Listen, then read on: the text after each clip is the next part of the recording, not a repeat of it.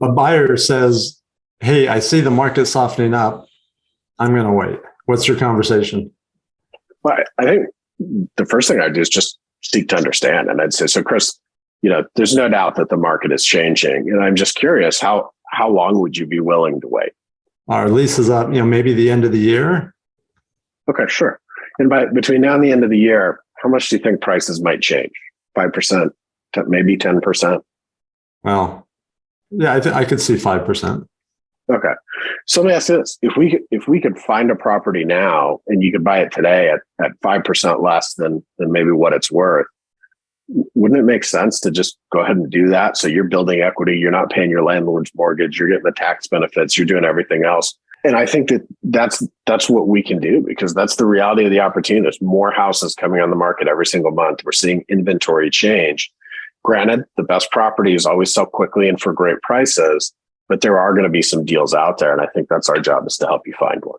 Another approach I just thought of when you were doing that was, and it's the same under the same vein of seeking to understand. Another question or another direction you could take it is, well, Jeremiah, how long are you going to be in this next house? Yeah, long time, 7 years, 10 years, I don't know. Okay, so 7 to 10 years. So let's fast forward 7 to 10 years from now. Do you think your house and pretty much anything else you or I own is going to be worth more 10 years from now than it is today? I'd like to think so. Yeah. So typically, when any type of real estate, stock, anything over a 10-year period usually has a positive trajectory. So what happens in the next 6 months or the next 24 months or on year number 5, if you're going to be there for 10 years, does it really change anything? No. In fact, I'm probably better off the sooner that I buy than the later. Yeah.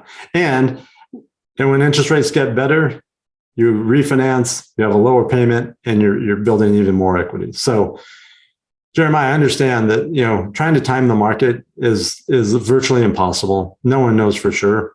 But if this is a long-term decision, then let's have a long-term strategy to that decision, which is getting you to own real estate versus helping your landlord create more equity. Yeah, I love that. And I think that a lot of agents will look for a way to help move the consumer forward. And I want to be clear in these conversations, we're consultants as much as we're anything else. And had my answer not been 7 to 10 years, had been 12 to 18 months, I think your answer probably would have been different. And it would have been, well, hey, maybe this isn't the right time. Yeah. And I would have said, and if you would have said in 12 to 18 months, and I would have said, well, what happens in 12 to 18 months? You go, well, Chris, my tour of duty is up here and we're moving back home or we're moving there or whatever. I'd say, you know what, given the uncertainty and given the market, I don't think you should buy. And I'd have no problem saying that.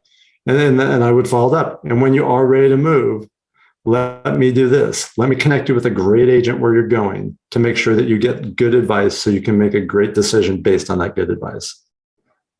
And that's someone who's going to appreciate the truth, appreciate the honesty, will be a referral source that I'm going to continue to stay in communication with. And I'm going to stay in communication with you because your 12 to 18 month plan may change. And you may say, 6 months from now, when I'm following up with you, you may say, hey, are you still planning to move in about a year and a half? And you may say, you know what, things have totally changed. My parents are moving out here now. We're staying here.